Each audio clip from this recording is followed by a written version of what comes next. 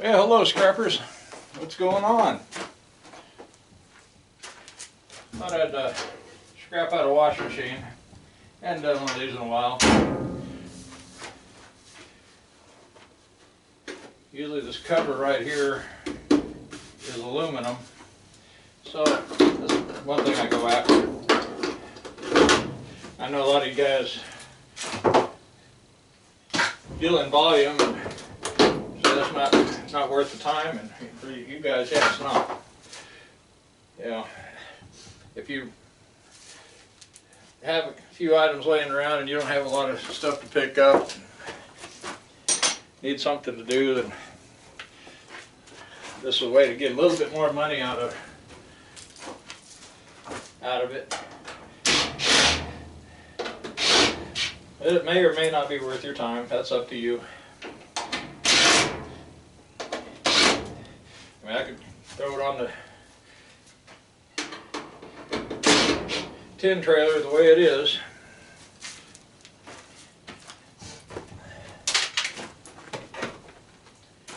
And get tin prices.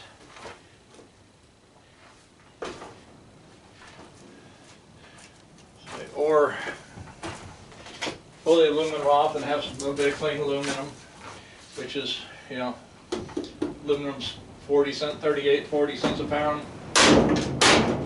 whereas tin is maybe 8, 6, 7, 8 cents, somewhere in there. I'm not exactly sure. I haven't sold anything since December, so I was getting 150 at standard iron, so that's 7.5 cents a pound. Not sure where it's at this time. Okay, got that done. Yeah, I get my side cutters. This one here, I'm not sure it's really going to be even worth going after the wire.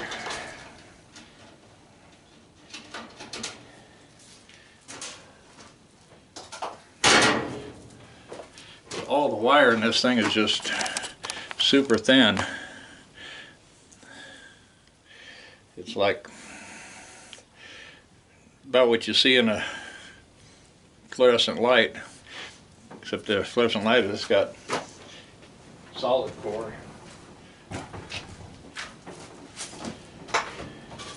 So let me cut that loose and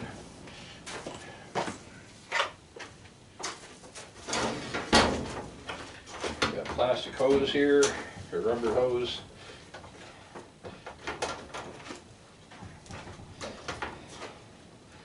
Yeah, some of these new ones, they got such thin wire, it's crazy. I got a piece of the power cord right here, it's a lot thicker. So I'll go ahead and cut that out of there. And it's got a little zip tie mount to the tin bracket in there. There we go. That's thicker, I'll get that one out of there. Don't know if it's really worth anything, but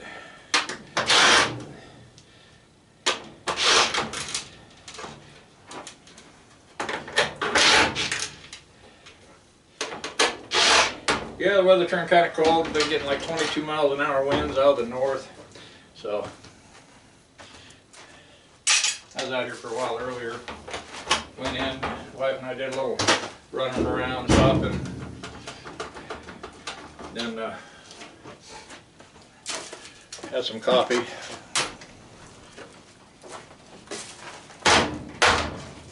Been busy the last few days working on transoms for the boats, for my 12-foot John boat and my daughter's John boat with the semi-V.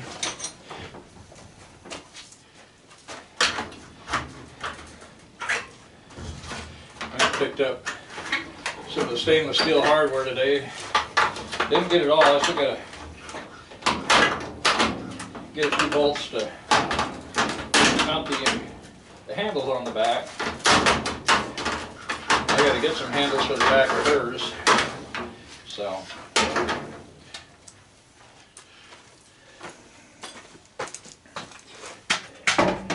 And the bolts I used to go through the transom, they didn't have enough in the drawer for her boat and mine. My wife said, well, just, there's enough for your boat, get it for your boat. You're going to use it a lot more than she will hers. But, yeah, that's true. I can go, instead of going stainless, I can go with regular, I thought I'd go regular hardware, and yeah, it'll rust, but yeah, 3, 4 years down, 5 years down the road, I could easily pull it out and replace it and put stainless in it then, or put some regular back in it.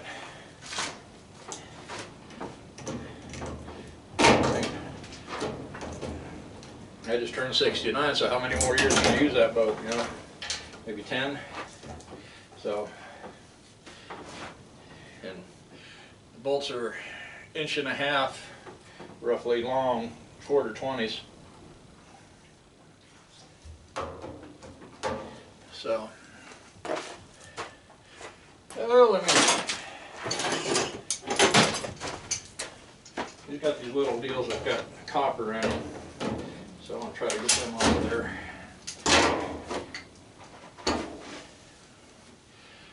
These little doohickeys.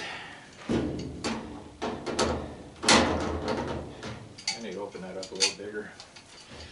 Yeah, we've been getting the weather in the mid-60s. I think next week it's supposed to be up in the upper 70s. High in the 40s today, mid-40s. It's going to be low 40s tomorrow.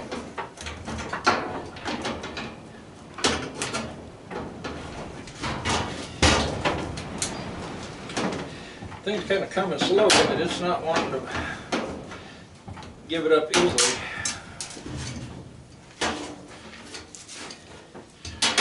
Getting all this nice weather, I'm getting spring fever. So I went and got that plywood and some fiberglass and been working on that boat transom.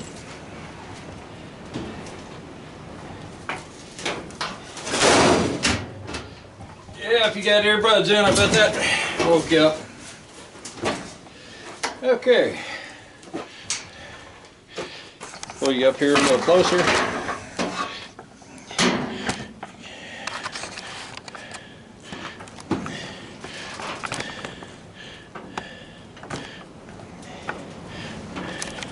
Just tilt that up where I can maybe see what you guys are seeing. Of course, here it's upside down. Okay, now we got a little motor here, a little motor here.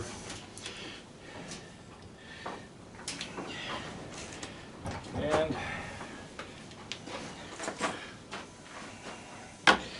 not sure what we got over there. So let's go with this one first.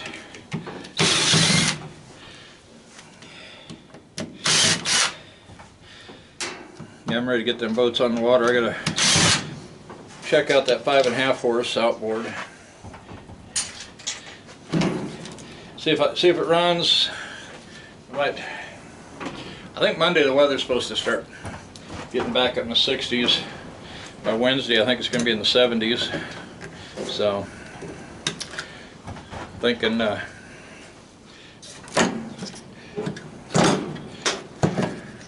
try to fire up that outboard here shortly. Get it out in the test tank, check for compression, whatnot. Compression, spark, all that good stuff. Hook the gas to it, see if it'll start up and run.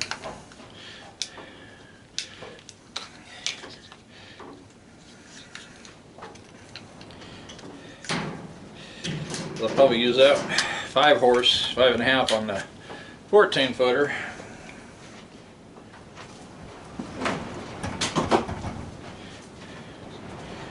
All works out right.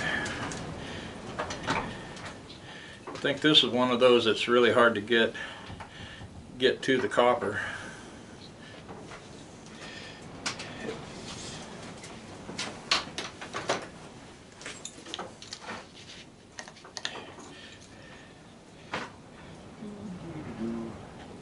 Yeah, I'll just set that one aside.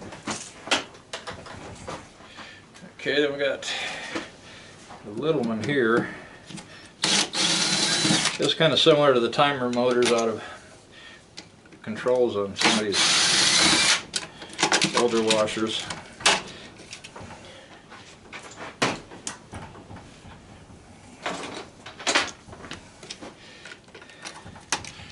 Just a little motor there, copper bearing motor.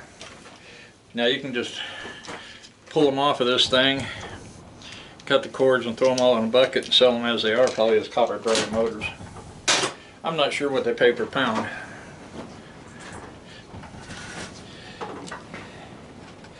Every yard will be different. Then depends on what the buyers, depends on what their buyers are paying too. So.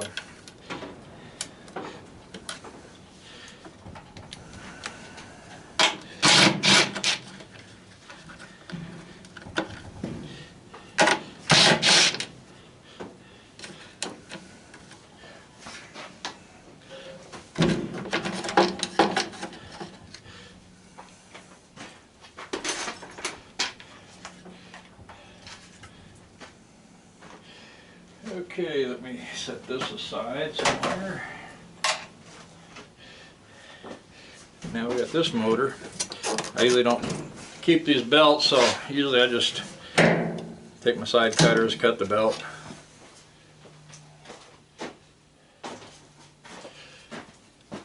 And then we'll pull the motor here. Some of these motors here might be copper. Some may be aluminum. You don't really know what you get till you get in there. Let's see what size we got. That's probably 1/2 inch. So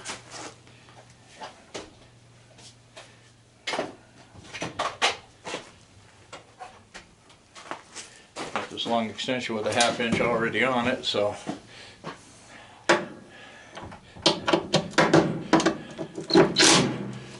you guys are seeing that over here.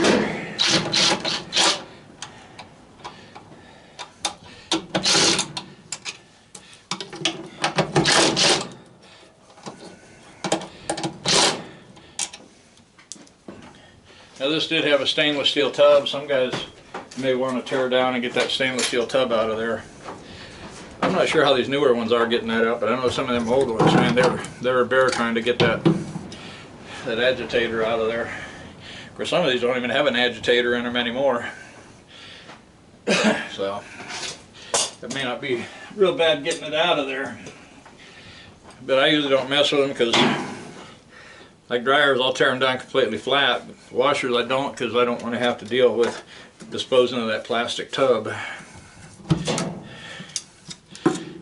So I usually don't even bother with the tubs on these. I don't know if I can get in there with a little file and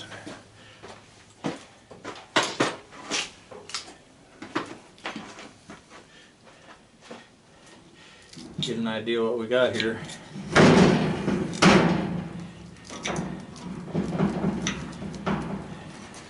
Yeah, I can't get a. Yeah, it looks like it's white. Yep. I would say it's aluminum windings. So, about par for the course anymore. So a lot of these newer ones aren't hardly worth the time. So you just got to decide that for yourself. You know, is it worth it to you to pull that motor? You know, you could cut the wire out, but like I said, that wire is so thin.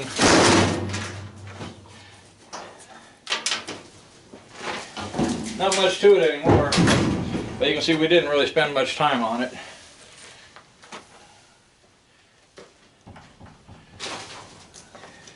You know, doing the video, stopping and talking, that takes up a little more time. But